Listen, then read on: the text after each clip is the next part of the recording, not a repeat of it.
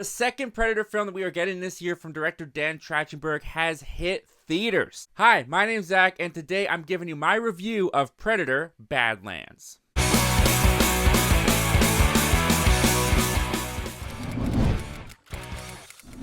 Before we get started, I started this YouTube channel because I cannot watch a movie without needing to talk about it afterwards. And if that sounds like you, you're in the right place. Consider hitting that subscribe button.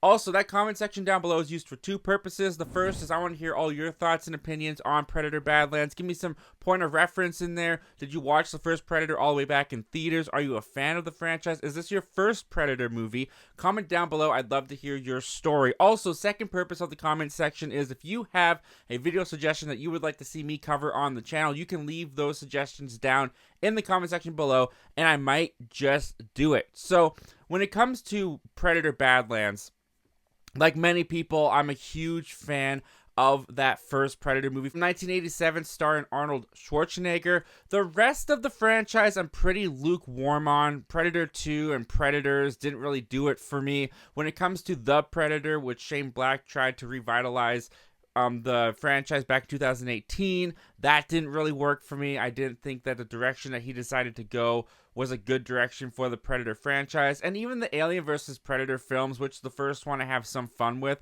they're pretty lackluster. So aside from the first Predator film, there wasn't much in the Predator franchise that really impressed me until Dan Trachtenberg came along with Prey in 2022, where he kind of took the franchise back to its roots. It worked to kind of revamp and bring life back to the Predator franchise, and since Prey, Dan Trachtenberg has kind of become the head of this franchise. He then did Killer of Killers, the animated anthology film that came out earlier this year. But then when it was revealed that later on in the year, Dan Trachtenberg was also going to do another Predator film in live action that took place from the perspective of a Predator, I was very intrigued to see what he was going to do with that idea. I was also a little bit trepidatious going into the film because there's a real risk here of completely demystifying the Predator franchise. But I still was very curious to see how he was going to tell a story in the Predator world from the perspective of a Predator. So, with that said, let's get into what works about Predator: Badlands. And for me, there's a lot of things in Predator: Badlands that work. The whole risk and fear I had of demystifying the Predators and their culture actually is a big benefit to this story, because not only does it work to humanize the Predators that we will then be following in the story, but it also gives our main Predator here, Deck, a character. He's not just a creature, an alien. He actually has motivations. He's got traits. He's got things that you can relate to as a human being in this Predator character, which is something that the Predator franchise has never attempted to do, has never really seemed like the franchise that would be able to do that. But here, Dan Trachtenberg really succeeds in making Deck the Predator that we are following on his first hunt, and he's trying to prove that he belongs a part of his tribe and can be a part of the clan of Predators back on his homeworld. They give him a sense of relatability that when you're following him, you don't feel like you're following an alien creature. And I think that's probably the biggest success that Predator: Badlands was able to do. They were able to jump over that hurdle of making you care about this Predator character. In fact, I cared a lot about this Predator character, that he's now one of my favorite characters in all of the Predator franchise. Now, aside from Arnold Schwarzenegger Dutch character, it's not really saying much for me. I'm not a huge fan of Danny Glover's Predator 2 either. But it's still really impressive to me that Dan Trachtenberg was able to get me to care about this creature that was just there to hunt Arnold and his friends in the first film. And one of the ways that they succeed in that is they do a lot of conventional kind of coming-of-age hero story tropes in here, where they've got the Predator paired up with Elle Fanning, who plays this synthetic robot character from the Weyland Corporation. Yes, that Weyland Corporation. They are once again merging the Alien and the Predator worlds together in this film,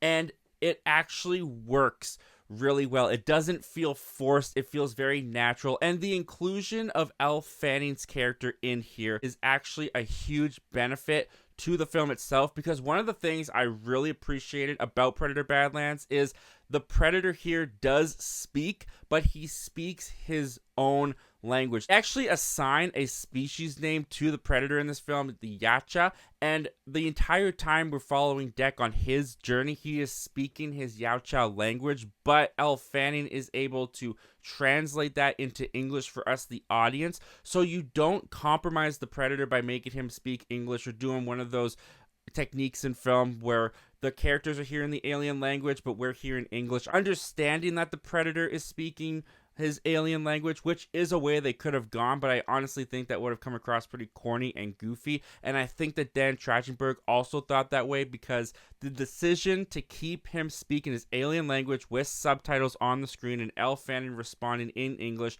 was the best of both worlds for these two characters coming together, but also not compromising the predator himself. There's also been a little bit of fear around Predator Badlands because it is a PG-13 rated Predator film, but because this takes place on an entire alien planet, there's nothing but alien creatures and monsters that the Predator is fighting. But because of that, the Predator violence that we come to expect is not compromised in this film because there's never any human blood being spilled. So they're able to get away with a lot of violence with this PG-13 rating. And it's a lot of what you want to see from the Predator franchise. The Predator cutting off heads, slicing things up. It's so much fun. On top of that, the alien planet, this world that the Predator is on, with all of these other fierce predators hunting him as he's hunting them, it's a really fascinating and well thought out world. You just kind of look around the landscape of this environment and there's so many attention to detail little things that your eye will catch that this is going to probably be one of those Predator films that I'm going to go back to quite a bit. There's so much attention to detail that every viewing, I think I'm going to see something new that I hadn't seen in the previous viewing. And Dan Trachtenberg just really continues to show that he understands this franchise, and he's also done something here that it's new and unique to the franchise itself, that while I think that Prey is kind of what revitalized the franchise, and then he followed up with Killer of Killers, which was a fun little exploration further deeper into the Predator lore of this franchise. Predator Badlands feels like they accomplished more than just making a fun, entertaining Predator film, but they also found a way that this franchise can now go on and live for another 10 years because they've proven that there's so many different angles and stories that you can tell in the Predator universe that work. If you want to do another Predator film, in fact, if you want to do a whole trilogy of this Deck character moving forward, that would work, and I would be there for it because they did such a great job establishing the foundation of this world, of these predators, of their homeland, and of Deck himself, which I think is the most important thing that they were able to do with this film. Is I love this Predator character and I want to see more of him. This is probably the funniest Predator film of the entire Predator franchise. It's got some of that MCU modern day humor that's kind of thrown in there. It doesn't overpower the movie, it's thrown in there pretty sparingly, but I will admit that I feel like I laughed and chuckled in this Predator film more than I have in any other Predator before it. And even Predator 2018, which was set out to be a comedy, did not make me laugh as much as Predator Badlands did. And they do a great job of incorporating the humor into the dialogue in a way that feels natural and also feels true to the characters that they've established here. Now, I don't think this movie is going to work for everybody because they do take this Predator character and they humanize him, make him relatable.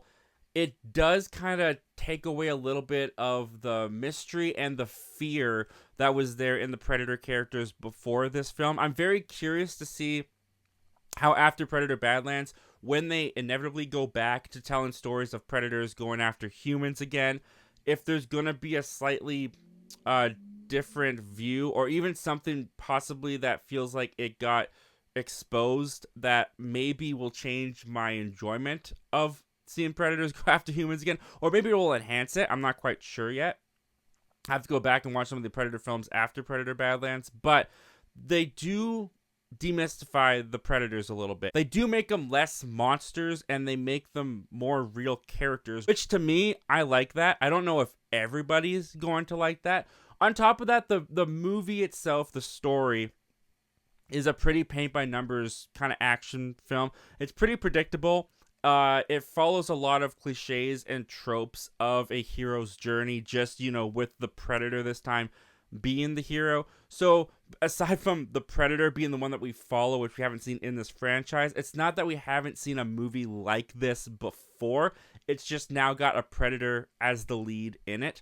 So in that way, it's not really breaking any new ground when it comes to the script, or it comes to just the story itself is not going to revolutionize or blow you away. It's just really cool to see this kind of formulaic story blueprint with a Predator leading the way. For me, I think that was fresh enough to the formula that I didn't really mind that it was a pretty formulaic movie, but you might be able to just predict where this thing is going from a mile away. Other than that, I don't really have much gripes about Predator Badlands. It's not going to be winning like any Oscars, except maybe for visual effects, because the visual effects in this I thought was actually really impressive. This landscape, these creatures, everything just looked fantastic. The practical effects with the makeup mixed with the CGI elements on the Predator makes him look fantastic.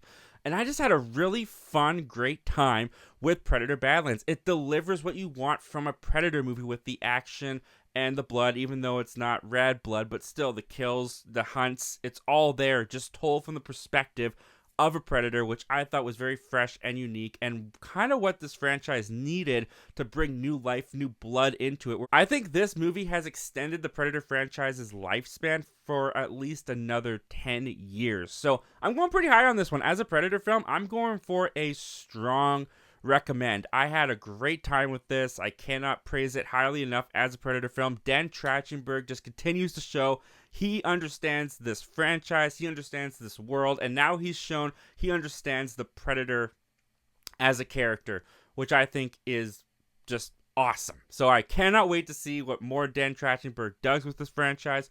Hopefully he stays on, because man, he just gets it, and I really have enjoyed all three of the visions that he's brought to the screen with this character.